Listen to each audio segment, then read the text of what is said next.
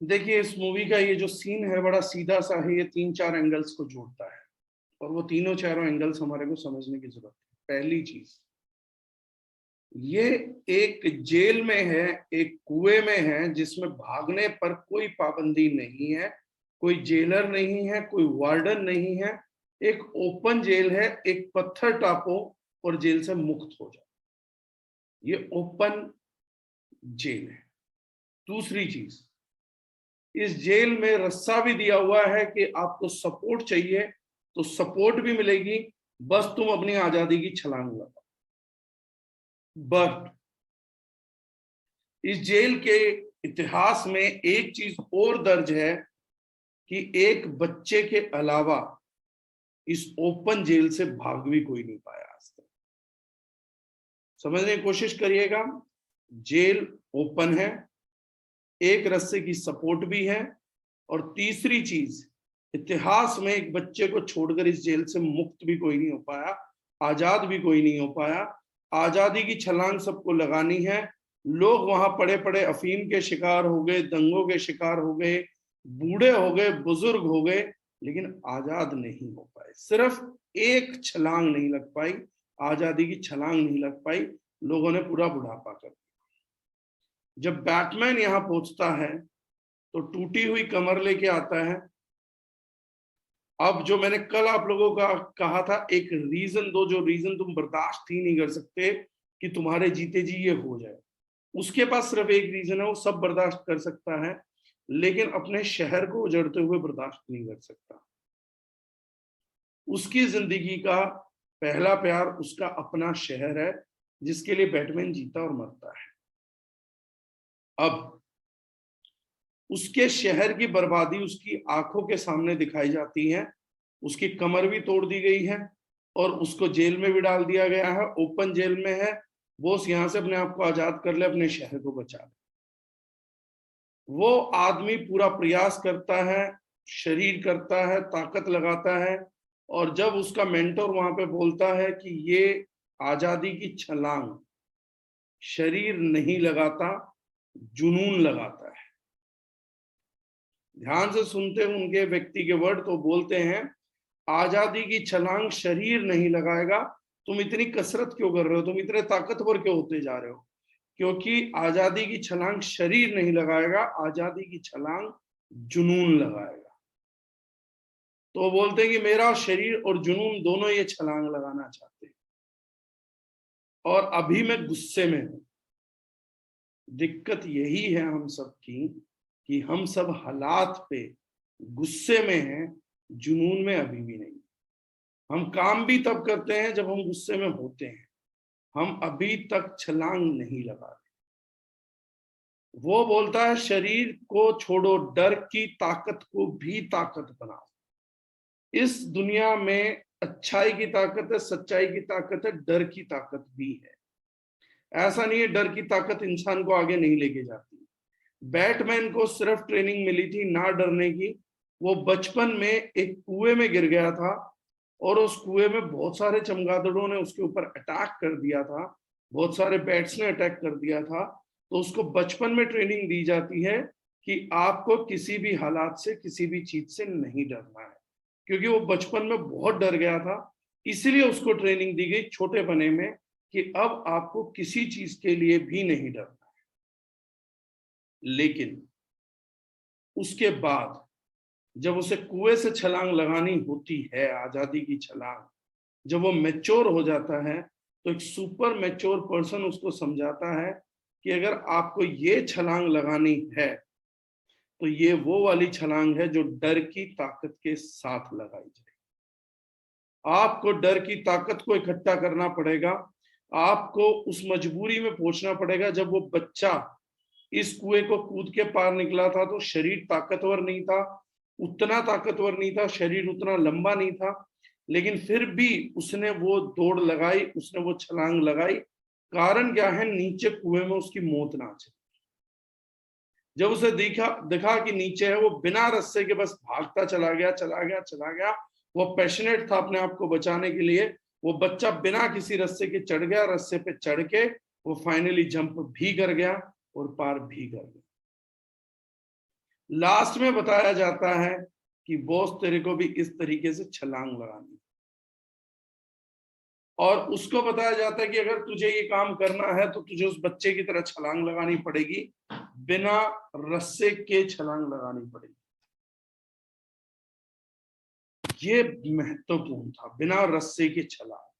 और वो पहली बार बैटमैन विश्वास कर पाता है कि मैं इस बार पार जाऊंगा, जब उसका साथी पूछता है कि बॉस इस बार तो मुझे लग रहा है आप सामान पैक कर रहे हो यात्रा के लिए, इससे पहले बैटमैन ने भी पैक नहीं करा था। इस बार वो सामान भी पैक करता है कि उसे यात्रा करनी होगी, वो जाता है बिना रस्से के। और आप लोगों ने एक चीज और गौर से नोट नहीं करी, जब वो कूद जाता है, पार पहुंचता है, जेल के गेट पे पहुंचता है, तो वहां पे देखता है कि रस्सा वहीं पड़ा हुआ था। जिन लोगों को नीचे कैद रखना है, रस्सा बाहर वाले देते हैं कि ये लो तुम्हारे को सपोर्ट दे रहे, रस्सा दे दिया, बाहर आ जाओ, नीचे से अपना कुछ बनाओ और इस रस्से से बाहर आ जाओ। एक रस्सा टूट भी जाएगा तो जेल के किनारे पे एक रस्सा और रखा हुआ है, उसी रस्से के सहारे आपको दोबारा कैद किया जाएगा। आप लोगों को एक बात समझनी है, 99% लोग जिस रस्से को, जिस माध्यम को अपनी जिंदगी में ये सपोर्ट मान के बैठे हैं कि ये मेरे को आजादी दिलाएगा क्योंकि मेरे पास तो रस्सा भी है, 99% वही लोग गुलाम बैठे हैं क्योंकि गुलामी रस्सा करवा रहा है, आजाद होने नहीं दे रहा। जो पुल उड़ाना था वो एक्चुअली में पुल उड़ाना नहीं था। आप लोगों को मिडिल क्लास से आजादी की अगर जंप लगानी है, क्योंकि अब एवरीडे इंपॉर्टेंट है बॉस, हम सब लोगों पे उम्र भारी है। जो 18 साल का है उस पे भी उम्र भारी है, जो 20 का है उस पे भी उम्र भारी है, जो 50 का हो चुका आप पे भी उम्र भारी है, जो 40 है आप पर भी उम्र भारी है। सब लोगों पर उम्र भारी, उम्र हावी होती जा रही है। आपको ये छलांग लगानी है अगले 1 से 2 साल में, और अगले 1 से 2 साल में ना, जहां जिंदगी खड़ी है, 10,000 से 20,000 से 50,000 से 2 लाख की, 5 लाख 10 लाख महीने की छलांग लगानी है, ताकि जीवन बदल पाए, ताकि जीवन में वो सारी लग्जरी देख पाए जो दूसरे लोग भी देखते हैं। हम अगर पैदा हो गए हैं तो क्यों महरूम रहे, क्यों ना ईश्वर की दी जिंदगी में दूसरा मौका नहीं है, ईगो से, अहंकार से खामगा घिरे पड़े हैं, दूसरा मौका नहीं है। एक अप्पू घर में आए हो, सुबह की टिकट मिल गई है, शाम की टिकट कंफर्म है, अप्पू घर आपके लिए बंद जरूर हो जाएगा, आपके औलाद के लिए चलता भी रहे, कोई फर्क नहीं पड़ता। जितने झूले झूलने हैं झूलिए, लेकिन उसके लिए पैसा चाहिए। और अगर इस दुनिया में अपनी औलाद के लिए या अपने लिए झूले झूलने की बंदोबस्त करनी है, व्यवस्था करनी है, तो पैसा चाहिए। पैसा कमाने के लिए प्लेटफॉर्म चाहिए, प्लेटफॉर्म पे परफॉर्म करना पड़ेगा, तो तभी ये काम हो पाएगा। पैसे के लिए प्लेटफॉर्म है, प्लेटफॉर्म के लिए परफॉर्मेंस है, और परफॉर्मेंस पर्सनली देनी पड़ेगी। टीम परफॉर्म नहीं करती है, आदमी परफॉर्म करता है, व्यक्ति परफॉर्म करता है, और उसको देख के टीम परफॉर्मेंस निकलती है। मूवीज में ना सिचुएशंस काल्पनिक होती हैं, हिम्मत काल्पनिक नहीं होती है, डिसीजंस काल्पनिक नहीं होते हैं। कई बेवकूफ क्या करते हैं, हर चीज को कल्पना समझते हैं। मूवी में सिर्फ सिचुएशंस काल्पनिक हैं, हिम्मत, इमोशंस, फैसले, निर्णय लेने की ताकत, ये सब काल्पनिक नहीं होता, ये प्रैक्टिकल होते हैं। आप जब मूवी देखते हैं ना, आप मूवी में हीरो देखते हैं कि हीरो ने मार दिया, उसका घुसे मारना वो सिचुएशंस इम्प्रैक्टिकल है, वो 25 से भिड़ गया ये इम्प्रैक्टिकल है, लेकिन उसके भिड़ने का कारण जो है, ये सब इम्प्रैक्टिकल है, लेकिन उसके भिड़ने का कारण वो प्रैक्टिकल है। उसकी लड़ने की ताकत इम्प्रैक्टिकल हो सकती है, लेकिन लड़ने का जज्बा प्रैक्टिकल। परिवार के साथ हीरो का खड़ा होना प्रैक्टिकल है, सिचुएशंस को झेलना प्रैक्टिकल है। इस जिंदगी में भी, रियल जिंदगी में भी हीरो ये सब काम करता है। आम लोगों का सिचुएशन ये है कि हम लोगों को यहाँ से छलांग लगानी है। स्किल आ गई, स्किल सेट आ गया, प्रोडक्ट ट्रेनिंग आ गई, सब विफल है अगर आपके पास छलांग लगाने का माइंडसेट नहीं है। मैंने कल पुल उड़ाने के लिए नहीं बोला था, मैंने सिर्फ एक चीज बोली थी जो मिडिल क्लास होने के नाते हमारे को सिखा दी गई, बचपन से भरा गया, क्योंकि पहले दिन से डर रहे थे, तो हमारे को बोला गया बेटा डरना नहीं है, बेटा डरना नहीं है, किसी चीज से नहीं डरना है, डर की ताकत जो छलांग लगाने के लिए चाहिए ना, वो हमारी गायब। इसीलिए मैंने कहा कि कम से कम पुल उड़ा दो, कुछ बड़े डिक्लेरेशन कर दो, कुछ लोगों का ध्यान अपनी तरफ खींच लो कि ये डर की ताकत आपकी जिंदगी में लौटा पाए। क्योंकि एक चीज मेरी याद रखना, कभी नोट कर लेना, मिडिल क्लास ने जब भी छलांग लगाई है तो हमेशा डर की ताकत के कारण छलांग लगाता है। मिडिल क्लास कंफर्टेबल रहता है। आप 5,000 से 10,000 से नहीं घबराते हो, आप गरीब मरने से भी नहीं घबराते हो। आप पूरी जिंदगी मिडिल क्लास बन के भी शांति से गुजर जाओगे, यकीन मानना, कोई फर्क नहीं पड़ेगा।